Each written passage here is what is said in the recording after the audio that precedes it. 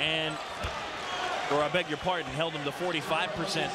No, 37% from the floor, and Maryland's at 35 in this game. Well, but you know, if you talk about the Final Four, the Elite Eight, I don't think that you would say that Oklahoma State and Maryland right now are that caliber of team.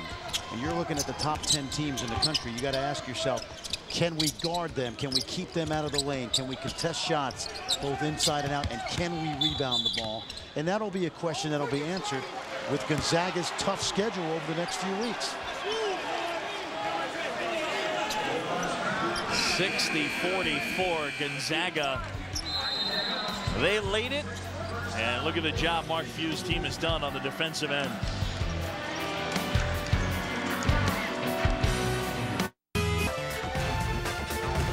It's the Old Spice Classic part of Feast Week presented by Lowe's. Semifinal action. Gonzaga, number 10 team in the country, leading by 16. Winner this one will take on Tennessee. And let's go over to Andy Katz. The Gonzaga staff has talked throughout the course of the preseason into the non-conference about how much more mature Josh Heitfeld is and how much more of a leader he is. Look right here as he yanks back on Micah Downs, making sure that he doesn't get any kind of unnecessary technical when he questioned a call from official Ed Hightower. That's the kind of visible example. There he is, patting him on the back, making sure that Hightower knows everything's okay, making sure Downs calms down. Those are the kind of mature plays that they're getting from Josh Heitfeld that they maybe didn't get in years past. That's showing how much more of a leader he can be this season for the Zags. He does have his degree already, working on a master's. We'll see if it's in diplomacy, maybe. Hayes, little leaner, nice shot. Eric Hayes spent a couple of weeks over the course of this past summer out in Portland working with a former Terp, Stephen Blake.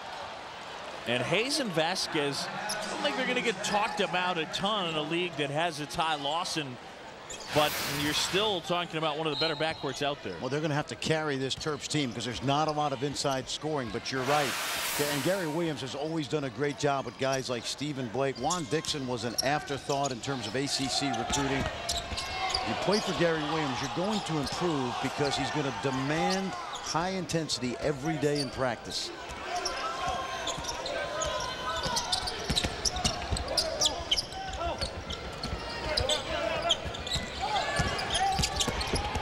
Down things in the air. Heitfeld with the follow. Nice play.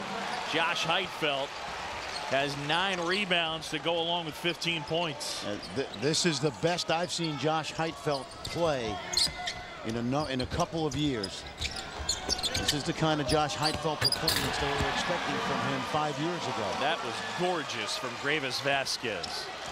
How many times have we mentioned that Gravis Vasquez has been able to get into the lane tonight off the dribble? He just kind of navigates through the paint and the defenders and finds his man, and that time did it very well, dishing off to Bowie.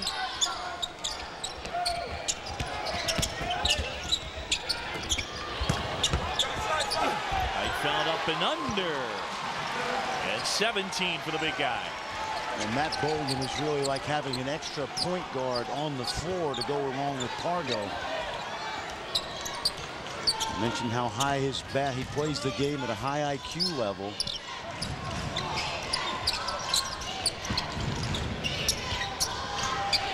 Bowie a 3. And the rebound there by Burney. Well, the Terps have had some great players all time. Let's take a look at Fran's all-time team. Oh, man. We went back and forth on Buck Williams and Lenny Elmore. The guys in the truck hung me out to dry here. I originally had Lenny Elmore. I'm going to hear about it. He's here in Orlando. Now, wait a second. I need to set the record straight. Yeah, I had Lenny Elmore. And then you changed it. I did, and I wanted to. But let me say this in all seriousness. That's a great team right there. And Lenny and Jap Trimble, Tommy McMillan, they were the key guys for Lefty Drizel leaving Davidson, coming to Maryland, and establishing, in my mind, if you think about it, maybe the greatest team in college basketball history not to play in the NCAA tournament, because that was the era of the one team from, from every conference. Fran, I'll tell you, I'm going to hear when I do Inside the Polls on ESPNU from my partner, Adrian Branch. Adrian would have You left out Adrian Branch. Adrian, he's got a ring with the Lakers. He would have made the team. He would have been a great towel waver, Andy. Oh. You're going to hear from him in Charlotte. No, there's some great players on that team, and Adrian certainly was one of them. But Pargo shot clock expiring. Oh, off the glass and good. Well, that's range, but probably not the way Mark Few would have liked to draw it up. Yeah, that one rolls home for Adrian Bowie. I got to tell you, I got to work with Adrian during the season in the studio. I will hear it from him. But you know, it's really time. We hadn't mentioned Lefty Drizel at all during the broadcast, and it was Lefty Drizel who really started the whole Maryland mystique. You know, starting in the early 70s. Of course, Gary Williams and Joe Harrington, coaching staff here, played for Bud Milliken, but the great coach who played for Mr. Iba. But take a look at this. Shot clock winding down. And I don't think Jeremy Pargo obviously meant to bank this, but we've seen him in the past, John, with that kind of range. I mentioned earlier, he's a guy that put his name in the NBA draft last year, pulled it out on the very last day. And having watched him over 4 years, he's a guy, oh boy. That is just flat-out self-preservation, because we are working the championship game with Len on Sunday. Len Elmore is the leading rebounder in Maryland history, and was a highly recruited player at Powell Memorial High School in New York City. And he really started, you know, as I mentioned, along with Jap Trimble and Tommy McMillan, some others, the whole Maryland mystique that the left-hander created. Of course, Albert King and later Lenny Bias. John Lucas, the #1 pick in the 1996 NBA draft. Hey, speaking of left-handers, Len's son is a left-handed pitcher at Princeton. That's right. Yeah. And a pretty good basketball player at Horace Mann High School. Josh Heitfeld is feeling it. A great game for the big guy. Largest lead at 20, and Heitfeld has 22 and 9 boards to go along with it. He's 9 for 10 from the floor. And the interesting thing about it is they're going to have 3 or 4 or 5 different leading scorers every night during the season.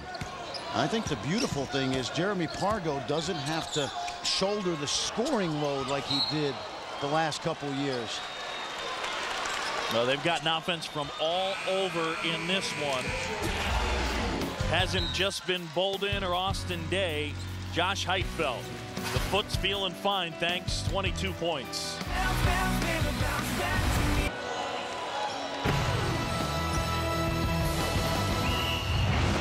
Now back here in the Milk House, Disney's Wide World of Sports Complex, Lake Buena Vista, Florida. Old Spice Classic Card of Feast Week presented by Lowe's. Number 10 Gonzaga leading by 18. There's Keith Booth. He had a very good career for the Terps. You talk about all the great players in Maryland history, and you know there's so many guys that you can put on that team. Walt Williams and Keith Booth. How about Stevie Francis?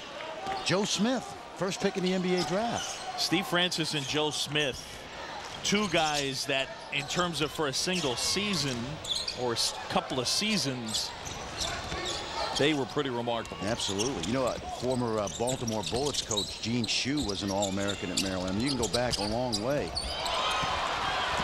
Vasquez the swipe, gives off to Mosley, who lays it in. You see Jinsu Kim back in, the young man from Korea. Kim commits the foul. Sunday night, 2 of the top women's basketball teams hit the court on ESPN. Courtney Paris and the Sooners go up against Maya Moore and the Connecticut Huskies. Women's college basketball, part of Feast Week, presented by Lowe's. ESPN Sunday night, 8:15 Eastern. And, you know, there's the chance that the #1 pick in both the WNBA and NBA drafts will be from the University of Oklahoma. Could be Courtney Paris and Blake